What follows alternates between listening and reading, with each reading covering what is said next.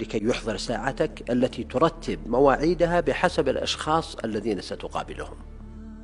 هذا المرء أمامك هندي، الآخر باكستاني، بنغالي، فلبيني، وقائمة طويلة تعبر من هذا الطريق.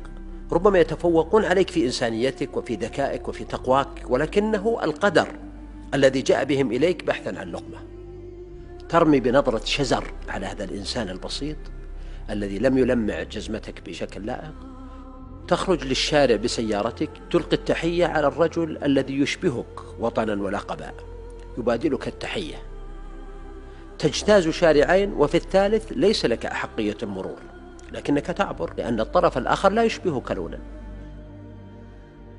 تصل مكتبك، تهمس في أذن ابن قبيلتك وبلدتك، ها وش عندهم؟ الجيازنة، الحجز، القصمان، 07، البدو، وكل يغني على ليلاه. وليلاك شجرة عائلية تتصدر مجلسك زاما بها شفتيك، كلما أحرقك تفوق أحدهم استظللت بظلها.